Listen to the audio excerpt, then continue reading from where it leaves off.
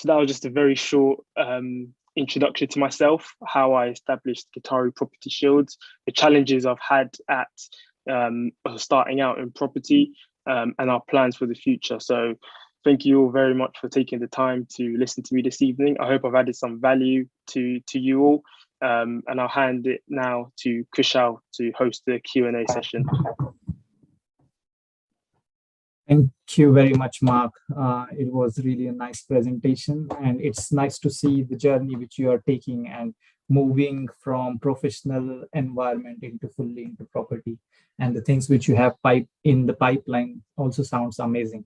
So it will be nice, guys, everyone, to take this opportunity, because Mark has always also started from like scratch. He did not have any property experience. He did some trainings, but you can take this opportunity and ask him questions about his property journey and any questions related to property. If you are a beginner and you also want to start investing into property, how you can get involved. So guys, stage is yours. Mark is here to answer all the questions. So fire away.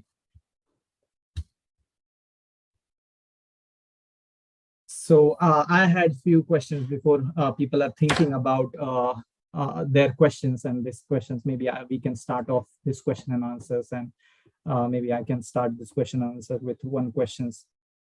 So you mentioned earlier in your slides that you always wanted to be an entrepreneur, and you had this entrepreneur spirit when you were in schools selling things and making a profit, hopefully, from that. So with regards to these training courses, and I know there are a lot of trainers out there selling training courses, and they're like costly trainings. So the trainings which you had, like maybe because there are a lot of new peoples as well in here who might also have this experience, people approaching them with trainings and trying to sell them a training course.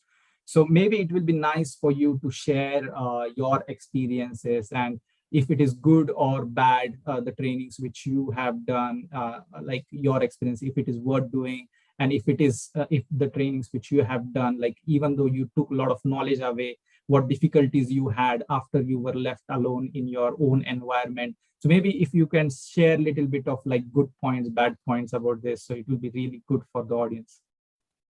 Absolutely, and that's a great question. I know a lot of people do talk about training events. Should they do them? Should they not?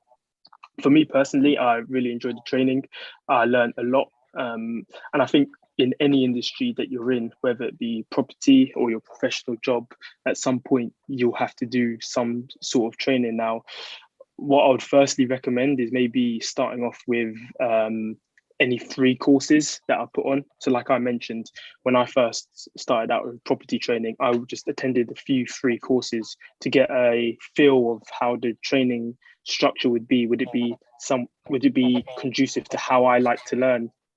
And if it is, great, you can go ahead, maybe if you feel comfortable, to more advanced training. If not, you can, there's so much content online at the minute on YouTube, the Project Possible YouTube channel, there's books out there. So there is quite a lot of free information for people to digest. One thing I didn't mention when I was talking about property training, and which is a really good point, is the networking that you get when you're at these events, whether it be a free event or a more advanced training course. I probably wouldn't be here on this call this evening if I didn't attend one, because that's how I got to meet Jito. So then the networking that you get is invaluable. That's one of the real good strong points of attending a training course. In terms of like maybe not a disadvantage but a challenge, like I mentioned, there's quite a lot of energy, there's quite a lot of excitement when you're in the room, when you're surrounded with like-minded people, but then it's being able to transfer that back to when you go home. So I found that quite a big struggle. I was in a room with 300-400 people who all had similar goals, who were all really ambitious. But then I came back home, I went back to work, and it was sort of just getting back into that same grind of waking up, going to work, not having those same people who had the same ambitions around me. and that's something I would. If I could go back in time, I would maybe join groups where there's more like-minded people who are interested in the same thing. So, in example, property, just so that I could keep that energy high. Whereas if you're going from a training course, coming back down to your normal environment, you don't have you're sort of missing out on those people to keep you motivated and to keep you going. So I hope that's answered your question just a little bit. Yeah, definitely. There were some great points which you mentioned. So maybe what do you think about like joint venture? So that might also be a good starting point, like because you are out of the training, you are so motivated while you are at the training. And then when you come out, like you said, like you are alone in this all environment. And then if you have somebody like a partner who is having the knowledge and who is having the same drive and everything, maybe joint venture might be a good option where you can team up so that in this journey you're not an alone person, so you can leverage on the other people's experience. One people can take care of the funding and other person can take care, like use his experience and knowledge, and if he has the build team, maybe that can also be a good option, right?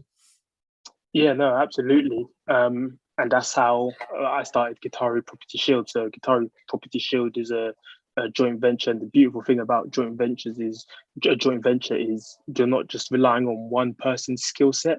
You have multiple skill sets. So each person brings something different to the table. You have someone who's holding you accountable. You there is no slacking off. And yeah, so like I said, when you're coming from the training course, coming back to your home environment, it's difficult. But when you have a joint venture partner, someone who's able to pick you up when you're down, when maybe you have some challenges within your property business, it's really, really helpful. Perfect. Yeah. Great. Thank you very much, Mark. I think now questions are starting to come in. So we have a question from Arjun. Can I Yeah. ask you what was the motivation or motive for you to start your journey in property and sourcing? Okay, Actually, another great if question. you said sourcing. Yeah, it's mainly just developments at the minute, but Yeah. no, I'll answer the question. My main motivation, well, like I mentioned, from young, I've always known that entrepreneurship would was for me. Um, I was selling sweets in school. I was actually importing some sort of iPhone charger and selling those in school. So I was importing them for £1, selling them for £20. Wow. So entrepreneurial spirit has always been within me. In regards more specifically to property, well, if I go back to the slides I shared about why property. Firstly, about cash flow. Uh, Cash flow is important for everyone. We all need money. With property, you're not limited. The more units you have, the more cash flow you receive. I was always interested in being able to create generational wealth, not only for myself, but to be able to pass on to future generations. I didn't want me to just be here and then within 2 generations I'll be forgotten. I always wanted to be able to be remembered by future generations for leaving an impact. And I feel property is one of the greatest investment vehicles in being able to do that. So I'd say those are my main motivations. Also, I think it's quite fun being able to renovate a tired, dilapidated house and seeing it as a finished product. Yeah, something I've always sort of kept an eye on, watching programs such as Homes Under the Hammer from time to time. So yeah, I think that's answered Aryan's question. Yeah, definitely. Hope, Arjun, that's answered your question. And if you have anything else, maybe you can ask question as well. I was happy with your answer. So there is, okay, yeah, he just replied. Thanks, Mark. So there is another question from Neha. Just a question: how did you started in this field of investment, and what was your first investment related to this field in property?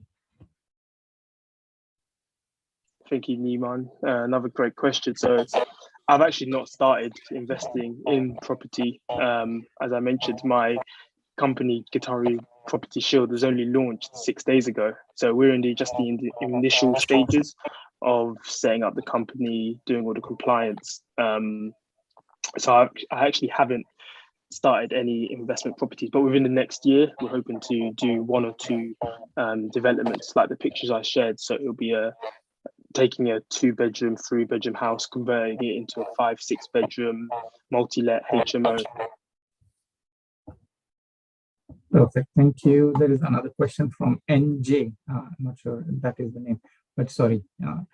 So could you please explain what all projects you visited last Thursday when you did the site visit? Which stages was this properties, and how did you feel after visiting those projects? Cool, another great question. So it was actually last Friday. Me and Gitari and Maziano all met up in Coventry. We went to visit 4 properties. So the first one that we viewed was a project which is just currently underway, which is under construction. And that was the 2 pictures which I shared on my screen previously. So the house is literally being fully stripped back, and the builders are on site converting the house. It was a 2-bedroom single or 2-bedroom property, and it's now being converted into a 5-bedroom multi-let HMO. The second property we went to view was a finished project, which is now tenanted by professionals. So it was, again, a 2-bedroom house, which was converted into a 5-bedroom HMO. And the second and third project were actually opposite each other on the same street. So they were both similar projects. They were 2-bedroom HMOs, which were converted into 5-bedroom, 2-bedroom single lets converted into 5-bedroom HMOs. And the final property we went to see was actually a project which was only the transaction of property was only completed within the last month.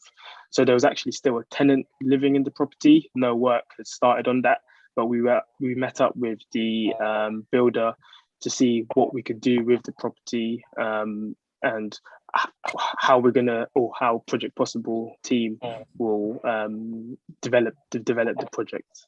So I'm hoping if I get another chance to speak on this platform, I'll be able to share more pictures, more videos of the projects that Gitari Property Shield will have. And in regards to how did I feel, firstly, it was very cold. It was a very cold day, but in terms of the viewing the properties, it gave me a lot of insight. I'm sure if you took a random person off the street and asked them, can you turn a 2-bedroom house into a 5-bedroom ensuite, you'd get some very funny looks. So it gave me some belief at the projects which I'll be working on over the next few months, and also it got me excited about the possibilities. You're only limited by your imagination and by your mind. So it definitely made me feel really excited about the future and all the development deals that we'll be doing at Gitari Property Shield. Perfect. Great. I have one question. Mark. As you said, you have done all these trainings, and you have like-minded people around you, and also guidance. Like you have Jito and also Project Possible team with you.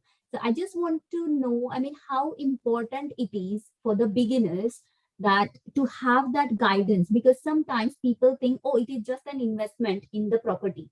So they can just go around, find some information, and then they can get involved in the property investment. So they can do their investment in the property.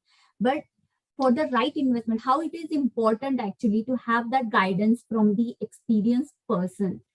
So that's my question. So how do you feel that when you get that, and that you can make your decision comfortably because you know that you're going at the right direction? Thank you, Perry. Another great question. In regards to having a team around you, I think having a mentor is really important. Someone who's been in where you've been, who's been in your footsteps, who can guide you, who can pull you in the right direction when you're sort of going the wrong way. And that, excuse me, that is another reason, as I mentioned, why I wanted to do a joint venture. It's quite easy to get distracted with things at home, things at work. Whereas when you have a mentor, someone who's been there before you, they can sort of not I wouldn't say hold your hand, but sort of give you a rough blueprint, and then it's up to you to action it. And you have to be accountable to that person. So I hope that's answered your question. Yes, it is. Yes, because when I started as well, I was feeling, oh, it's just a property investment. We can do it, but definitely it's very important to know from the experts that you are making the right investment, and it's not going to be stuck with your money, or the property is not going to give you that, that feeling that your money is going to be stuck in the deal. So that is very much important. Yeah, definitely. Another thing I'd add as well, property, people are investing a lot of money, so it's not something you want to make big mistakes on. Yes. There's a lot at stake. So Yes. having someone who does have that experience, who does have knowledge, is important, because you don't want to be in a position where you have investors' capital and you're unsure of what you're doing. Yeah, true. Thank you, Mark. Especially with HMOs as well, isn't it? Like once you remortgage them, and once you're on a mortgage product and you are liable to pay like £800, £700 mortgage, and if you're not able to fill those rooms, then that is a loss to the business. So you need to make sure that the properties are in right location, properties are desirable product. So that's where all the knowledge, learnings and trainings and everything comes into place. Because if you are not building the product which is going to be sold out, or the rooms are going to let out, then you are building a business which will be in loss. So you need to make sure that you do all your research. Otherwise, all the money which you're going to put in is definitely not going to make that returns which you were thinking about in first place. So definitely you need that knowledge, isn't it? So yeah, there is another great question. Speaking about all your plans about investments and going into HMO strategy first, and then maybe going into development strategies. I'm sure there is a lot of money going to be required to get into these deals, right? So the next question is about that. When you don't have sufficient funds, or how will you bring funds to do all this strategy? And if you don't have sufficient funds, what strategy you can apply? Another great question. Thank you, Namain. I hope I pronounced that correctly. So in regards to funding projects, well, our strategy at Gitari Property Shield is to raise capital through investors. As I mentioned in one of my slides, I've given a few reasons why investors would want to invest with Gitari Property Shield, beating current rates of inflation, higher interest rates in the bank. And a lot of people have money sitting in the bank, earning effectively nothing on their money. Their money's not working for them. So that will be our main strategy of getting funds for the projects, through raising capital through investors. Okay, yeah, definitely, because you need to make sure that the funds are working hard. So if you're just keeping the money in the bank, you're not getting any good returns. So if you can find somebody like you who are putting the funds into development, and you're giving them returns as well, so it's like win-win situations. And do you also offer maybe if somebody wants to invest in your developments, and obviously you will be offering them the returns and everything, so can they also have an opportunity to learn on the side? Maybe they can come to your projects, they can visit, and they can also learn while they are investing. Absolutely. I'd love to connect with anyone to try and help their needs, whether that be they just want to invest, or they want to invest as well as learn on the side. Hopefully the Project Possible team will share my social media contact details with everyone, and I'd love to connect and be able to see how I can help everyone's needs. Yeah, I think the man's put another question or added up to this question, but I don't want any investors then. It's a good point. If they don't have any investors. I don't know if they mean I don't want or I don't have. Don't have, maybe. Okay. If they don't have any investors. What are the different ways where the money can come for the deals? Yeah, absolutely. So at Gitari Property Shield, we're firstly trying to be visible across all social media platforms, so everyone knows what we're doing. There's no hiding what we're doing. It's out there for everyone to see. That we raise finance through investors. We give them a fixed return, and these are the projects that we're working on. These are the projects that we've done. So that, like I said, that's how we'll be raising finance. If you don't have any investors at the minute, that's one strategy through social media. Another strategy is through your warm market, people you know, having conversations. Over the last week, I've had a few conversations with just some people in my immediate family, and you'll be surprised um, the money some people have you wouldn't even know they have just lying around. So there is definitely lots of strategies. I probably won't go into absolutely every one here, but I'd be more than happy to take any questions, either through any of the social medias, emails, or phone call. Mm.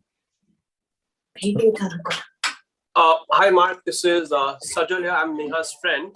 So actually, I'm also trying to get some information on all this thing. And it's pretty interesting. And thank you for your answers. So, like I posted where I said, in case I do not want any investor, you said you're not trying out social platform, but as an individual who is just a salaried person, how do you get going? Obviously, when you say you have to save. But if I'm like, I really want to get into it, probably start with something to have of my own. What would you suggest to build a strategy and how to go about that? Because like you said, probably that particular house would be firstly for myself. And then I would want to, expand, probably putting out for rents and all those things. So what would you recommend on there? It's a very good question. I don't know if I understood it correctly. Maybe Jito can just take that one, because I didn't want to give you any misinformation just because I don't think I understood correctly. Yeah, Mark, I think there are two parts of that question. One is if someone is working 9 to 5, Monday to Friday, and has kind of like limited resource to invest into property, what we should do. That's one part of the question. And the second part of the question is, I want to buy my own house, like start my property ladder journey to go to like my own residence, and then start investing into letting out properties. Now, the first part of the question is quite important. In fact, if we get that answered, the second part automatically gets resolved. Now, like I'm 9 to 5. I started my career in Barclays 12 years back, 2010. And my first few years, 2010, 2011, 2012, 3 years, I was saving money. Yeah, I was saying, and 2013, we kind of eventually brought our first property in London. Now, then that's the normal way of doing things. Yeah? So you work hard, you spend less, you save as much you can, and then like you buy your first house with that. That's exactly what I did, and millions of people all over the world, that's exactly what they do. And our parents, our teachers, everyone teaches the same. You get a good job, you get a good income, you save money, and then you buy your first house, and then you start your family, or you start your family, but you get your first house. That's kind of a traditional way of thinking. Now, what you need to understand is, I started going for training.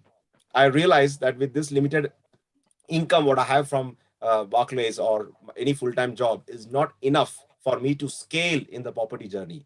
And I need to learn from people who have managed to do a portfolio of 100, 200, 300. Not just, I managed to find out one person who had 1,600 houses. Yeah, not one or two. And I went and asked the same question. How did you manage to do this? 1,600 houses with this 9 to 5 job or whatever. And he told me, Jito, you at least have a 9 to 5 job. You work in Barclays headquarters. You're like, I am a farmer. I came from Wales. I only know how to sell milk. That's it. And if I can do 1,600 houses, you can also do. And then he took me under his wings. I worked with him for almost kind of 2 years. And during that 2 years, he strictly told me not to invest in any property. He told me how attractive the deal comes, not to invest. First, learn. And then once you learn, then you can earn. And once you earn, you can invest. And I religiously trusted him. I just thought that God has brought this person into my life. I need to trust him. I followed that. And for almost 2 years, from 2013, 14, 15, 2 years, I was attending trainings, going through the site visits, learning on hand, visiting different projects. And eventually I realized why this person told me that I should not be investing, I should be learning first. So I will suggest you that you should invest your time. That is what you have. Yeah, not the limited resource, or not. Don't think about the limited income you have. Think about the time what you have, and think about investing the time into learning about property. One of the first book where I started off was Rich Dad, Poor Dad. I'll suggest get this book. It costs you not more than £5. In case you can get that, start from there. That was the first book suggested to me, and I read that book. And it there are plenty of strategies out there where you can start investing into property, but you need to learn first. Then only you can earn, and then only you can invest. And I think once you start earning and investing, then you can have your own house. You can have multiple properties. That resolves this whole mystery. So the key is knowledge, and not just the knowledge, the application of knowledge. I think that's the answer.